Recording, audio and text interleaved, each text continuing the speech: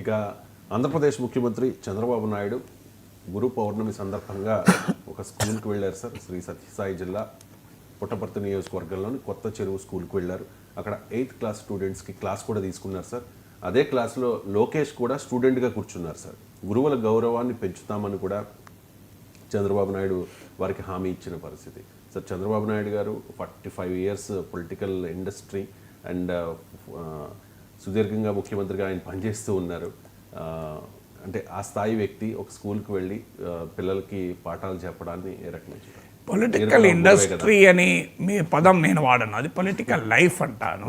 Politics industry కాదు, politics is a service, it is not an industry. ఇండస్ట్రీలో లాభ నష్టాలు ఉంటాయి, పాలిటిక్స్లో is a public service. Of course అది కూడా లాభ నష్టంగా మారిపోయింది. సో అందువల్ల ఖచ్చితంగా చంద్రబాబు నాయుడు స్కూల్కి వెళ్ళడాన్ని ఆహ్వానించాలి. కానీ సమస్య ఏంటంటే ముఖ్యమంత్రి విద్యామంత్రి వస్తున్నారంటే ఆ స్కూల్లో మధ్యాహ్న భోజనం ఎంత రుచిగా ఉంటుందో మనం చెప్పచ్చు, అది ఎంత బ్రహ్మాండంగా అరేంజ్మెంట్స్ ఉంటాయో మనం చెప్పచ్చు. సో అందువల్ల వెళ్ళడం సంతోషం, మీకు సడన్ ఇన్స్పెక్షన్ చేస్తే ఇంకా ఎఫెక్టివ్గా ఉంటుంది. ఈ ప్రోగ్రాంతో పాటు ఇది పోవడాన్ని మెచ్చుకోవాలి. అదే సమయంలో మంత్రులు అధికారులు సడన్ ఇన్స్పెక్షన్ చేయాలి. ముందుగానే పోతే ఎలా ఉంటుందో మనకు తెలుసు. సో మీకు ఉస్మాన్ సిట్లో ఒక అనుభవం చెప్తుంటారు. ఎమర్జెన్సీ కాలంలో వైస్ ఛాన్సలర్ ఒక డిపార్ట్మెంట్కి వెళ్తే వైస్ ఛాన్సలర్ వస్తున్నాడని తెలిసి, అది కూడా చాలా స్ట్రిక్ట్ వీసీ ఉండే జగన్మోహన్ రెడ్డి అని, ఎమర్జెన్సీ టైము భయపడి ఆ డిపార్ట్మెంట్ బ్రహ్మాండంగా 2-3 సార్లు క్లీన్ చేసి మంచి నీట్గా ఎక్కడక్కడ కదలకుండా పెడితే ఆ ఎడద డిపార్ట్మెంట్ వీసీ వెంటనే సస్పెండ్ చేశారట. ఇంత నీట్గా ఉందంటే మీరు ఎవడు పనిచేస్తున్నాడని, ఎందుకంటే పని చేస్తే ఇంత నీట్గా ఉండే ప్రసక్తి లేదు. సో ఏదో ఒకటి కండిషన్ ఉంటుంది, మీరు ఎవడు పని చేయకపోతేనే ఇంత నీట్గా ఉన్నది, మ్యూజియం దీన్ని కాపాడుకుంటారు అని. సో అలా ఉంటుంది. బట్ స్టిల్ చంద్రబాబు నాయుడు పోవడాన్ని వెల్కమ్ చేయాలి. అందులో చంద్రబాబు నాయుడు ఒక మంచి మాట కూడా చెప్పాడు, ఇది నాలెడ్జ్ ఎకానమీ, ఈ నాలెడ్జ్ ఎకానమీలో చదువుకోండి అని. ఒక ముఖ్యమంత్రి స్కూల్కి వెళ్ళడం అనేది చాలా అరుదుగా జరుగుతుంది, నిజంగా అభినందనీయము. ఎందుకంటే అది పెద్ద స్ఫూర్తినిస్తుంది కదా పిల్లలకు. ఒక సెకండ్ ఆలోచిద్దాం, నేనే స్కూల్లో ఉన్న సమయంలో మా స్కూల్కు చీఫ్ మినిస్టర్ వస్తే ఎంత బాగుండేది, నాకున్న కెపాసిటీ చూపెట్టుకున్నటువంటి కదా అని ఎంత ఆనందంగా ఉంటుంది. నేను 7th క్లాస్లో ఉన్నప్పుడు మా స్కూల్కి ఎమ్మెల్యే వచ్చాడు, కేవీ కిషన్ రావు అని, మా చెన్నూరు నియోజకవర్గ ఎమ్మెల్యే. మాకు తెలియదు ఎమ్మెల్యే ఎవరు అని. ఇండిపెండెంట్ డేకి వచ్చాడు, మామూలు అడావుడు ఉండదు కదా ఎమ్మెల్యే వస్తా, ఎమ్మెల్యే అంటే కింగ్. ఈ రోజుల్లో కింగ్ అంటే ఆ రోజుల్లో కింగ్ కానీ ఎక్కువ ఎంపరర్. సో అంత పెద్ద ఎత్తున ఆయనకు స్వాగతాలు పలికా, మేము అందరం లైన్లో నిలబడి పూలదండలు వేశారు. నాకు అప్పుడు 7వ తరగతి పిల్లవాడి, ఏంటి who is this MLA, MLA ఇంత పవర్ఫుల్ ఉంటాడా, మనం ఎందుకు కాకూడదు ఎమ్మెల్యే అనే భావన కలిగింది. వెళ్ళి మా సోషల్ స్టడీస్ టీచర్ని అడిగాను. అడిగితే ఆమెన్నది, నీకు తెలవదారా ఎమ్మెల్యే సోషల్ స్టడీస్ చదవలేదారా అని, లెజిస్లేటివ్ అసెంబ్లీ అని చెప్పింది. నేను కూడా కావచ్చు కదా అని అంటే మా టీచర్ నవ్వింది. ఇది 75 ఆ ప్రాంతంలో. సరిగ్గా ఒక 32 years తర్వాత నేను అదే అసెంబ్లీలో ఎంటర్ అయ్యాను. అదే అసెంబ్లీలో ఎంటర్ అయ్యి ఉపన్యాసం మాట్లాడాను. సో అందువల్ల డెఫినెట్గా పిల్లలకు అదొక డ్రీమ్ కదా, చీఫ్ మినిస్టర్ వస్తే ఆ కూర్చున్న బిడ్డల్లో ఎవరెవరు సీఎం అవుతారేమో భవిష్యత్తులో. సో ఆ రోజు మా ఎమ్మెల్యే ముందు నిలబడ్డ నేను ఎమ్మెల్సీ అదే అసెంబ్లీలో మాట్లాడినప్పుడు ఆ చంద్రబాబు నాయుడు ముందు కూర్చున్న ఏ బిడ్డో రేపు సీఎం కాకూడదని ఏముంది. నిజంగా గొప్ప అనుభూతి కనుక ఖచ్చితంగా అభినందించాలి చంద్రబాబు నాయుడు ఇనిషియేటివ్ను. సో అందులో నాలెడ్జ్ ఎకానమీ అని ఒక మంచి పాయింట్ చెప్పాను. ఎందుకంటే ఇది విజ్ఞాన ఆధారిత ఆర్థిక వ్యవస్థ. మీకు అగ్రికల్చరల్ ఎకానమీలో భూస్వామి కొడుకు భూస్వామి అవుతాడు, టాలెంట్తో సంబంధమే లేదు. అన్లెస్ ఆ భూస్వామి కొడుకు ఒక పేద బిడ్డను కనుక ప్రేమించితే తప్ప.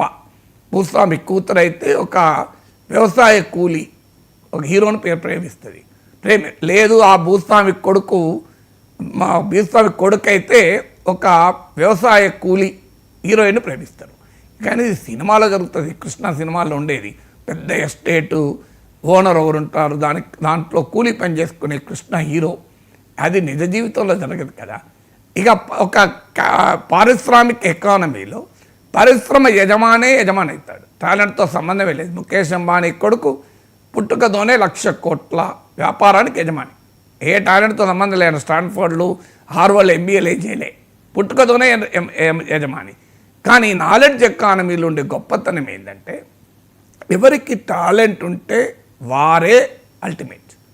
మీకు సుందర్ పిచ్చయ్య మద్రాస్ నగరంలో ఒక మధ్యతరగతి తండ్రి స్కూటర్ పైన వెనకాల కూర్చొని ట్యూషన్కు పోయిన బిడ్డ ఇవాళ మీకు వచ్చింది పత్రికలో చూడండి, రిచెస్ట్, ప్రపంచంలోనే రిచెస్ట్ బిలియనీర్లలో ఒకరిగా సుందర్ పిచ్చయ్య కూడా స్థానం వచ్చింది. ఎందుకు సాధ్యమైంది? ఓ మధ్యతరగతి తండ్రి స్కూటర్ పైన వెనకాల కూర్చొని ట్యూషన్కి వెళ్ళిన బిడ్డ ఐఐటి ఖరగ్పూర్లో చదివాడు, తర్వాత టాప్ యూనివర్సిటీలో చదివాడు. ఇవాళ ఈ స్థితిలో ఉన్నాడు సుందర్ పిచ్చయ్య. భారత ప్రధానమంత్రి, 140 కోట్ల మంది భారత ప్రజలకు ప్రధానమంత్రి, ఆయనను కలవటానికి 15 రోజుల ముందు మన ప్రైమ్ మినిస్టర్ ఆఫీస్ లేఖ రావాల్సి వచ్చింది. Our prime minister would like to visit Google office and meet you, appointment ఇవ్వండి అని. సో ఎలా సాధ్యమైంది? ఇది చదువు వల్ల సాధ్యమైంది కదా. మా ఫ్రెండ్ ఒకతను శాన్ ఫ్రాన్సిస్కో నగరంలో ఒక షాప్లో ఉండగా బయటకు వెనకాలకెళ్ళి ఒక లేడీ 60-65 ఏళ్ళ మహిళ నానా ప్రసాద్ అని పిలిచింది. ఇది రియల్గా జరిగిన ఇన్సిడెంట్. ఇది వెనక్కి తిరిగి చూశాడు. చూసే వరకు 50 ఏళ్ల క్రితం, 55 ఏళ్ళు 60 ఏళ్ల క్రితం తమ ఇంట్లో పనిచేసిన ఆవిడ. సో ఆనందం ఒక్కసారి పట్టలేకపోయాడు. ఎందుకంటే చిన్నప్పుడు స్నానం పోసి తినిపించి బట్టలేసి స్కూల్కి పంపిన పనామే. చాలామంది ఇళ్లలో పని మనిషి ఒక కుటుంబ సభ్యురాలుగానే ఉంటారు. సో ఆ బిడ్డ తన సొంత బిడ్డలాగా వాళ్ళను చేసింది. సో ఏందమ్మా ఇక్కడికి వచ్చారు అది అంటే వీడికి ఆలోచన, ఈమె ఇక్కడ కూడా పని మనిషిగా వచ్చిందా అని. ఎందుకంటే ఎలా వచ్చి ఉంటుందని. తర్వాత ఆమె చెప్పాడు, ఏం లేదు నాన్న, 2 కొడుకులు చదువుకున్నా నాన్న, ఒకడు గూగుల్లో చేస్తున్నాడు, ఇంకోడు మైక్రోసాఫ్ట్లో చేస్తున్నాడు, అమ్మ ఒకసారి వచ్చిపో అంటే వచ్చా నాన్న అన్నది. అంటే ఇది ఎలా సాధ్యమైంది? ఒక ఇంట్లో పనిచేసే తల్లి ఇలా ప్రపంచంలోని 2 టాప్ కంపెనీస్లో ఎలా పనిచేయగలిగింది? ఇది కేవలం చదువు. మీకు సామ్ పెట్రోడా ఇటీవల ఈ మధ్య స్టేట్మెంట్లు ఇచ్చి కాంగ్రెస్ పార్టీకి కలవరం తెప్పించే సామ్ పెట్రోడా ఒరిస్సాకు చెందిన ఒక కార్పెంటర్ కుటుంబంలో పుట్టి పని దొరకక గుజరాత్కు వాళ్ళ తండ్రి మైగ్రేట్ అయితే ఈయన 7th చైల్డ్లో 9th చైల్డ్లో. సో అలాంటి వ్యక్తి ఇవాళ ప్రపంచంలో రాజకీయాలు పక్కకు పెడితే ఎలక్ట్రానిక్స్ రంగంలో ఒక పేరెన్నిక గన్న వ్యక్తిగా వచ్చాడు. మీకు ఏఎస్ రావు, ఈసీఐఎల్ ఫౌండర్, వారాలు చేసి ఆయన ఒక్కొక్కరి ఇంట్లో ఒక్కొక్క వారం భోజనం చేసి చదువుకున్నాడు. బెనారస్ హిందూ యూనివర్సిటీలో ఫీజు కట్టలేకపోతే డిగ్రీ మధ్యలో పరీక్షలు రాయకుండా ఇంటికి వచ్చే సమయంలో వదిన బాధపడుతుంటే పక్కింటి వాళ్ళ ఒక పోస్ట్ మాస్టర్ ఉంటాడు, ఆ పక్కింటి పోస్ట్ మాస్టరు భార్య ఈ బిడ్డ చదువుకుంటాడని చెప్పి తన ఒంటి మీద ఉన్న నగలు తీసిచ్చి బిడ్డకు పంపియండి అని అన్నారు. అలా చదువుకున్న ఏఎస్ రావు స్టాన్ఫోర్డ్ విశ్వవిద్యాలయంలో చదివి భారతదేశంలో electronics corporation of India founder APJ Abdul Kalam ఒక పేపర్ వేసుకుని బతికాడు, చదువుకున్నాడు, మిసైల్ మ్యాన్గా ప్రపంచ ప్రఖ్యాతిగాంచాడు. అందువల్ల పేద బిడ్డల్లో చదువు ఒక జీవితాన్ని మార్చేది. అమర్త్య సేన్ అంటాడు, inequalities are the root cause of poverty, one form of inequality will lead to another, educational inequality will lead to income inequality అంటాడు.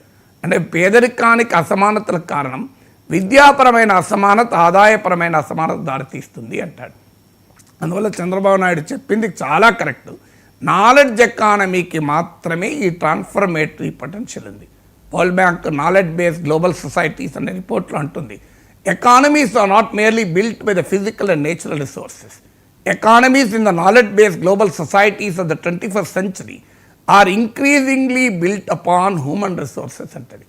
అంటే ఆర్థిక వ్యవస్థలు సహజ వనరులు, భౌతిక సంపద ఆధారంగానే నిర్మితం కావడం లేదు. 21వ శతాబ్దపు విజ్ఞాన ఆధారిత సమాజంలో ఆర్థిక వ్యవస్థలు మానవ వనరుల ఆధారంగా నిర్మించబడుతున్నాయి అంటాడు. అందువల్ల ఖచ్చితంగా చంద్రబాబు నాయుడు వెళ్ళడం గొప్పతనం. ఆయన చెప్పిన నాలెడ్జ్ ఎకానమీ అనే కాన్సెప్ట్ 100% నిజమైంది.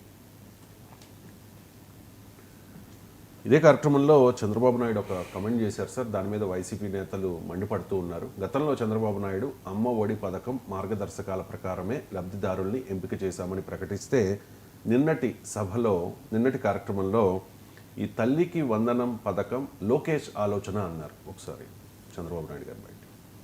ఇప్పుడు నేను తల్లికి వందనం ఇచ్చాం, మినిస్టర్ గారు ఉన్నారు, ఆయన కూడా చదువుకున్నాడు, బాగా మంత్రి అయ్యాడు. ఇప్పుడు తల్లికి వందనం ఇచ్చాడా? ఇది ఒక ప్రభుత్వ విధానమేనా కాదా? ఎట్లొచ్చింది? ఆయన ఆలోచనలో నుంచి వచ్చింది, అవునా కాదా? ఇప్పుడు మీకు టెక్నాలజీ పెట్టాడా?